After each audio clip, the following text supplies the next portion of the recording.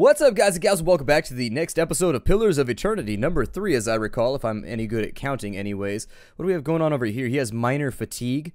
I guess that happens at... How can I help? His endurance still looks pretty good, so how did he get minor fatigue? Just from, like, sneaking around too much, maybe? Alright, well, we know what's around the corner over this way. In the previous episode, we had snuck around enough to where we know what's coming. There's a couple of those little scalder things in there, and I don't feel like fighting them right now, so we're going to check back in this direction. We went to all the effort of getting rid of these things. I bet you anything that gemstone was for this little guy down here, and if you gave it back to him, something good would happen, but unfortunately he attacked me when I tried to come through the room, so... When that happens, we had to draw down and destroy the little bastard, unfortunately. What does this do? Oh, it opens. Okay. That roundish symbol. I'm pretty sure I saw it on one of the tiles back there. He sounds like the guy that plays, I don't know if you ever saw, God, I don't know if you ever heard actually, there's the Sweeney Todd musical, I forget the name of the actor who played it on Broadway, but that's who it sounds like. It sounds like the guy that played the kid that falls in love with, or at least gets adopted by Sweeney Todd and his, whatever she is, I'm not even sure what to call her. Oh wow, there's lots of stuff. Wait, what? Fire godlike. A 3-part symbol is inscribed on this pillar. An unlit brazier sits at the base. It could be lit if you had the means. Are they all like that? Okay, so they're all like that. So I wonder if it's as simple as we light them all, and then something happens, or if we actually have to do it in a specific order. There doesn't actually seem to be any distinguishing factor right here. I guess we could give it a go. Let's find out. Okay, so there's one right there. There it is right there. Something bad's gonna happen when I do this. This seems like the sort of thing that's really, really gonna backfire. Like we're gonna like summon an Ifriti or something.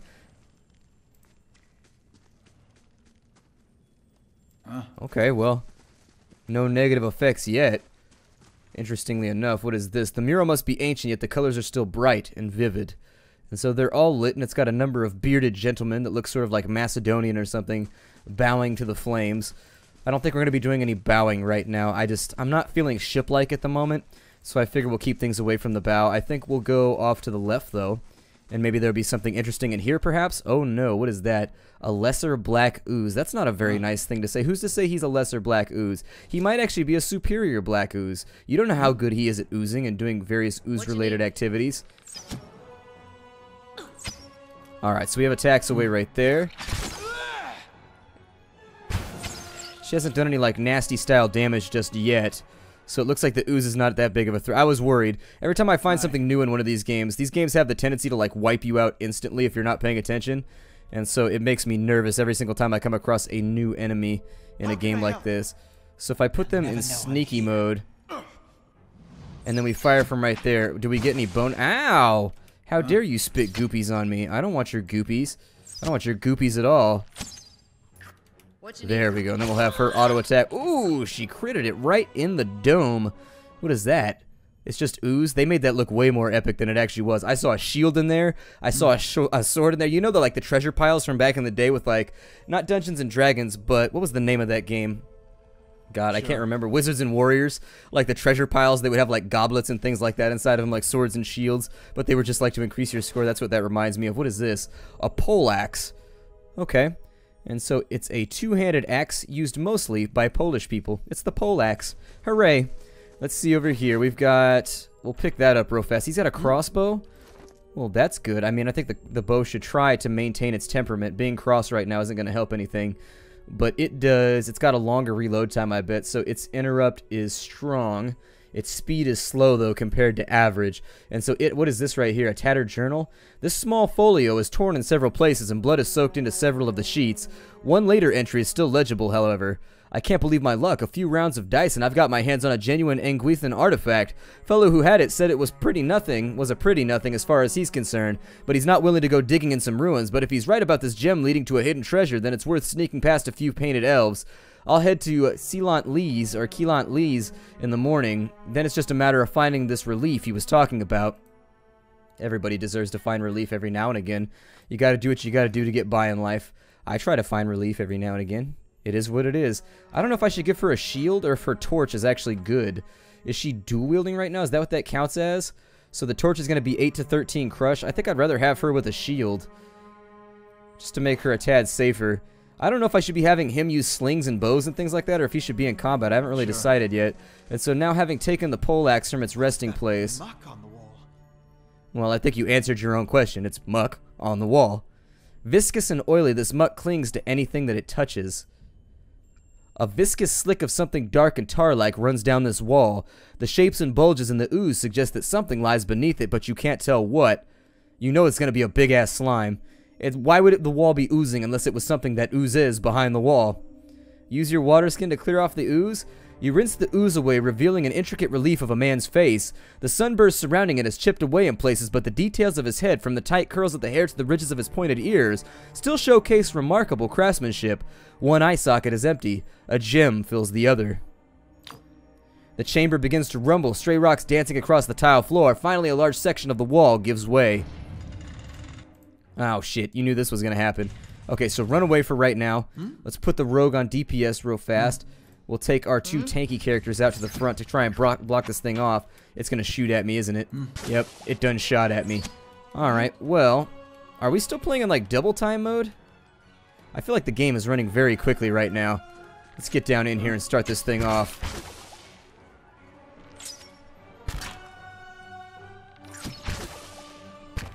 Alright, well, I'd say we beat our enemy to a pulp, but seeing as he's already a pulp, there's not really much to worry about right there, is there?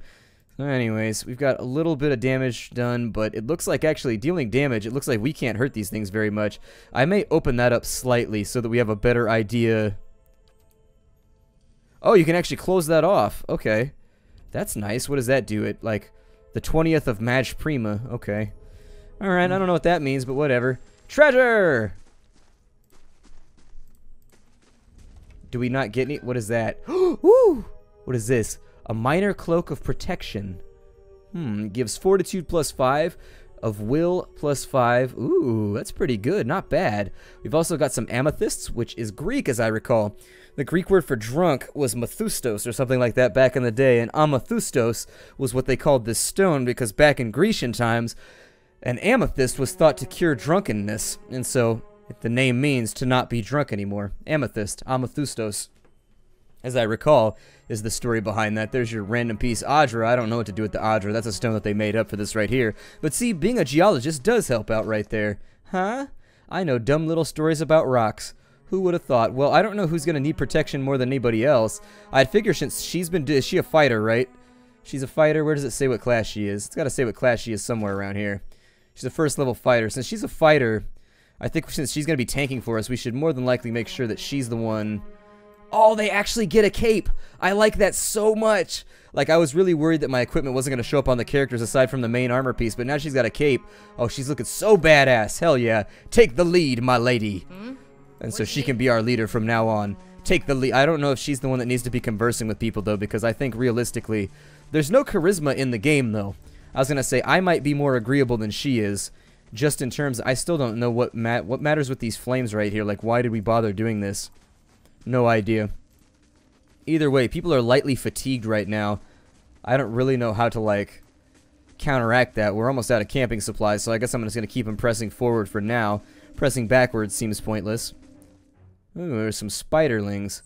Okay, well, let's get them going. I figure since we can do this once per encounter, there's no reason not to. It doesn't look like it hurts our foes, but it'll help out over on our side in case we need to heal. And so let's get ourselves chopped up spiders, shall we? A lot of people don't know this, but spider legs are delicious, especially of these larger variety spiders. I don't think we can rotate... What does that do? Why can I rotate that? What does that do? Does it rotate? That's weird. I wonder what that rotation does right there. Or if it's just like a random effect that they have. It changes the tooltip, so I assume that it does something.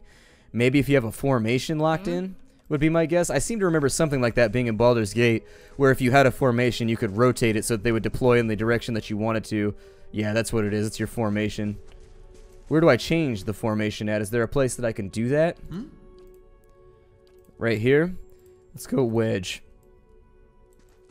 I very much, being the Star Wars fan that I am, prefer the Antilles wedge, so we'll go for that right there. And that should keep us all nice and oriented. Oh, it connects right here. Okay, so we're coming back through the back way. I could be moving a little bit quicker right now, but honestly, I don't mind that much. Let's get started on one of these Skulder whelps here. I don't think he's going to be able to accomplish much against us anyways. What happened to her? She had a little thing above her head. Come on, we're not dying in this place. Okay, well, I guess not. Let's get started on that Skulder whelp as well. I like the fact that our ranged character is smart and like runs backwards instead of, so for example, what they've done with the AI, it's very subtle and you might not notice it, is so because his line of sight was blocked, what most games would do is they would walk around the edge, bringing them closer to the enemy and then fire at ranged. What this character did is he calculated the direction he had to go to get farther away and also fire at the enemy, and so he actually did a smart thing right there, and I like it a lot. Skulder whelp might be done by the time we get over here. There it is. Oh, he knocked me the hell out.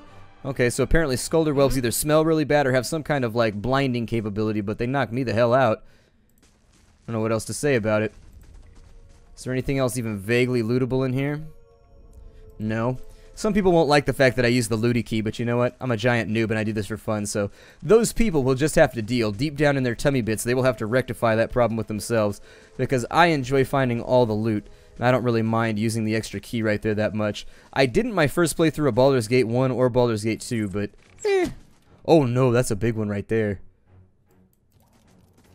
Okay, I rescind that order. I retract it. I no longer think this is a good idea. What you need? Alright, so we've got a famished spear spider. I'm assuming that means that you need to hunt it with a spear. That's why it's called a spear spider. Let's use our AoE, I guess. See how much it helps? Oh wow, that actually healed a bit. It did pretty well. I'm impressed by it. Our fighter regenerates faster than she loses health though anyway, so it's not even that big of a deal. Big spider, you got any loot for me right now? Why are you so pink and squishy and you look gooey on the bottom? Like I feel like if I touch the spider on the bottom of itself, like that membrane that it has going on right there, I feel like I may be crossing some kind of like socially acceptable line. Got a big ass spider leg. They have a long tapering front limb ending. Oh, it's okay, so they impale their prey, thus the name spear spider. We now understand why they are called a spear spider. I thought maybe it's because you had to fight them with spears like they used to fight bears back in the olden days. I don't know. Oh, look, we get a bestiary. What's in... Can we go to the bestiary right now? Where is that? The cyclopedia. Oh, in the bestiary. That's pretty cool. Oh, that's really awesome. It gives you an actual journal. It gives you almost a player's manual that you can go through to look at some of the enemies, or like a monster manual. That's really sweet. I enjoy that. It's little things like that that really help sell a game for me, because now if you want to, if you're into that sort of thing, you can go back in and you can read the description of the mobs and you can learn the lore of the world and all that kind of fun stuff. And it's also got what looks like, yeah, this is basically a hybrid player manual monster manual right now for like a tabletop game. I dig it. I dig it. Okay, so now that we're done digging, we're putting our spade away for the moment. What is this right here? Bats as large as chickens are strung in the web. Okay. So that's unfortunate for the bat, but doesn't really affect me that much. Over here, we've got a bloodstone and a rapier, which will do 9 to 13 damage. What's the bloodstone going to do for us? Let's have a look here. Where have our treasures gone? Okay, so they're in our stash, I guess. What are those ingredients? Oh, so they don't go into our general inventory. But these are worth money, and I think in the early game I'd rather probably sell a lot of this stuff. Then again, maybe it'll be useful for making awesome... Hold on, let's go and craft real fast. What can we make? So in order to get an Eldritch Aim, we need a Amethyst, we need a Troll Skin, and we need a Blood Moss. Okay, and for Fleet Feet, it gives you move speed, accuracy, regeneration. It's probably going to be the most useful. We need Binding Copper, and we need Settler's Arrow. And so that should give us a Potion of Minor Regeneration. Yeah, I'd like to make a couple of those. That would make this a whole lot less precarious. Give these to our fighters real fast. How is that? The speed is fast. And it does piercing damage. What's my character doing right now? He's doing 13 to 18, and he's doing crushing damage. I think I'll stick with the crushing damage for right now. Let's continue. I think there's one extra little chamber down and in here. Got a body with a helmet. Okay. Well, maybe throw that on our character since... Well, maybe we should give it to the fighter. Let's give it to the fighter.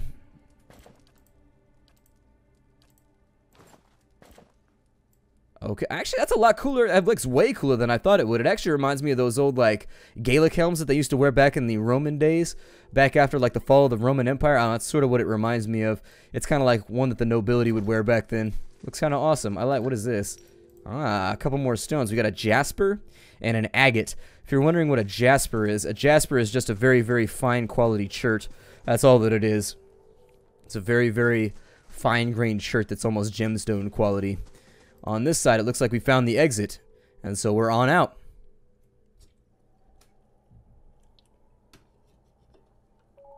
Now that we got a bit of sunshine beating down on us,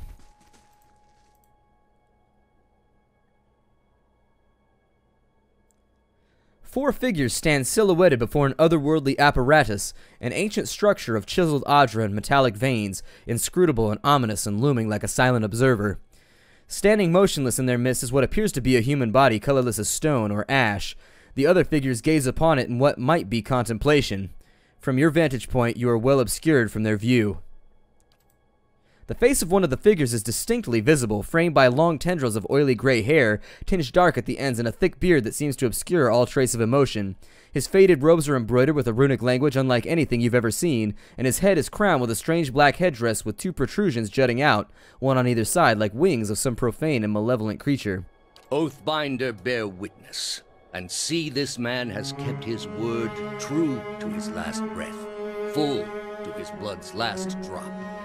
Guide his soul, queen that was, and regard it among your favored. Let his life by the key be his confession. Let his death by the key be his absolution. May he walk the world ever free of the crushing weight of the book. Your brother has done his part, and you have seen the power of his contribution. I will accept no further hesitation from the rest of you. In the sight of the queen that was, will you fulfill the oath? Will you take your place beside your brother in the endless esteem of her memory that is without flaw? Step forth and be assured of the great worth of your life's course.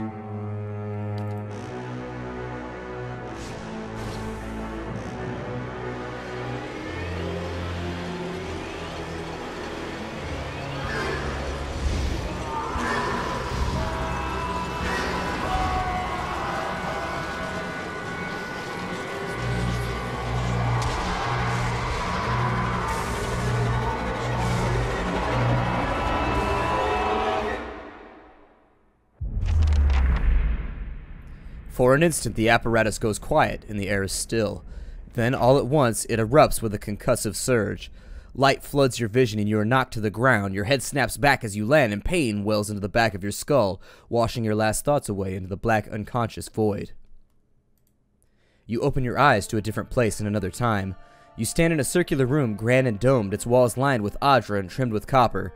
The style is ancient, but the chamber is unweathered. At the far end, a great pillar of adra pierces the floor from below like a ragged spike, its shimmering texture giving the illusion of boundless depth. Encircling the pillar is an apparatus much like the one you have just seen, but immense and multifaceted and intertwined, the work perhaps of a prodigious but fevered mind. Your thoughts are yours and not yours, and they seem to exist before you think them, and they are all questions, pressing questions, troubling questions, questions that must be answered, or... At the base of the pillar now, you see a man with a thick gray beard and a ceremonial robe, his oily hair tucked beneath a black cowl and strange ornamental headdress. You know this man. You are walking towards him now at a pace that is hurried while trying not to appear so. You have something you want to ask him, one question above all, and the question spins madly at your mind.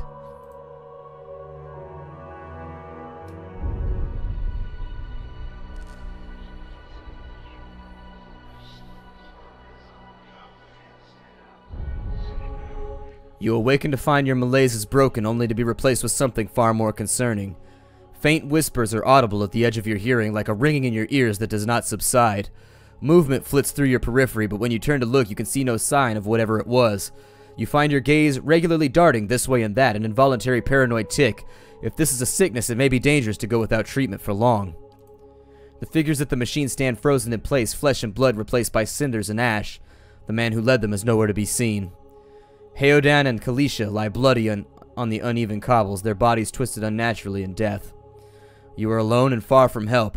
Gilded Veil may be your best hope of receiving treatment before things get worse. Shit. I liked them. Damn, son. So disappointed right now. Alright, well, let me get rid of some of the cheaper stuff that I don't need. We've got... I don't know. I just don't know right now. I'm a little bit disappointed that we didn't get to at least Kalisha. I liked Kalisha. She was awesome. She was a bamf. And I enjoyed her being in our party. How do I drop stuff? I can enchant things? How do you enchant things? What? We could have a Burning Lash Hatchet of Damaging 2? Oh, that would be the stuff. I don't want to beat up 2, though. 2's got friends. Maybe we'll beat up 1, because obviously it is the lowliest number. Loneliest number, that is. We can actually do Damaging +1 if we could find ourselves some Pilgrim's Crown. That'd be cool. Okay, so how do I get rid of items? Like, I want to drag and drop these away and make them just, like, vanish. I no longer want them inside my little area. Oh, I can put them inside my stash. That's how I fix this. Got it. Okay, so since we're outside of combat, I assume we can just sort of, like, throw these things in here. Alright, well, let's grab all of our stuff. I heard later on, like, through the developer blogs and whatnot, that we get our own, like, secret base and stuff, which sounded pretty cool. And I can just... Okay, so you can shift-click these in here, too, just in case you don't want to go the long way. We'll go over there, like so. And then we will attempt to loot this one more time, but I don't know if it's gonna... Oh, I guess you can shift-click, too. If you shift-click a location, it gives you everything. I guess the cloak is ours now, along with the helmet. We'll throw everything on. Does the helmet keep us from being critted? Is that what it does? It doesn't look like it does anything specific, but in Baldur's Gate and whatnot, in old D&D, it made it so that you couldn't be critted, or something like that. I vaguely remember it doing something along those lines. The scale mail, while giving less DR, does increase our recovery speed in the case that we're knocked down, but I don't know if that's going to be helpful. Let's go ahead and throw all of this into our stash. Alright, looking good right there so that we're not carrying it on our person. I like that they gave us a Diablo-esque stash. That makes me happy for some reason. Got a mace, it's 13 to 18. We can choose between piercing and crushing damage. Piercing is really, really good in some games, i.e. Dead State, but in others it's really terrible. How come the cloak is purple when we wear it? Also, it looks like our character is running weird. What is this? Got ourselves Dur Cap. Just in case. If you need some Dur Cap. Oh, hell no. What was that nonsense? Seem to be suffering from some mild hallucinations. We might be having some serious medical problems. I guess we'll go off over to this side, and we've got some Saint Giren's Horn. Be a Durcap. Really, really fun, but don't use it when you're like out in public. And definitely don't use Durcap before you drive. Makes you very derpy. Makes you very, very bad at the jobs you need to get done. So, as a class level up, I suppose we got 6 points. Oh my god, is that due to the fact that we have a lot of intelligence? So we can run this thing up right now. I'm going to go for lore. I want to be really good. Actually, let's go with a little bit into lore. Oh, they cost as much as you... Okay. So they start to get more expensive, too, as you go higher up the tier. Okay. Well, let's go with athletics, then. I'd like to have some athletics skill. I don't think stealth is going to help us out that much because we wear plate mail and stuff, so... we'll have to think about that a little bit later. But for right now, I'm happy with that. Untroubled faith. And so for right now, we get to choose a talent, it looks like. There we go. And we can pick any of these that we want. Oh my god, they're everywhere. Okay, and so we can give ourselves accuracy with battle axes, swords, morning stars, crossbows. There are so many things here to go through. We can get better against distant enemies. We can be a two-handed weapon. Is there a shield style that makes you better with... Okay, so that's for Warhammer. So ultimately, you can take yourself some kind of like weapon focus right here if you want to. Let me click that off real fast. Defensively, you can take hold the line. +1 to enemies. Defensive strategy, increasing engagement limit by 1. I have no idea what that means. An engagement limit? Maybe you can learn to fight multiple enemies at a time once you level up a little bit higher. Snake reflexes, okay. Self-explanatory. That's going to be a passive boost to various resistances. Weapon and shield style. Probably a good plan, considering that is what I'm planning on doing right now. Graceful retreat. 12 defense when disengaging. I don't know how attacks of opportunity or whatever work in this game. If you don't know what an attack of opportunity is, in D&D and a lot of other strategy games, if you're actively fighting an enemy and you try and move away from combat, they get a free attack against you. It's called an attack of opportunity. Utility skills. We get move speed and defense when disengaging. Scion of Flame. Damage reduction versus fire. Damage reduction shock. Corrosion. Secrets of Rhyme. I don't know what that does. Maybe it makes us okay, so it makes us better against frost. I was hoping maybe it would give us a rap career. Unfortunately not. Let me peruse these for a little bit. I'm going to break the episode off right here, and I'm going to go through these, and I'll let you know what my decisions are so far. Everything seems to be just various, like, weapon change buffs and things like that. We can also do wound binding, which might be interesting. Field triage might be interesting as well. Things to think about, though. Maybe we should stick to class abilities or the weapon and shield style, though. That's sort of what I'm leaning towards right now. I will see you all later. Hi-do, everybody.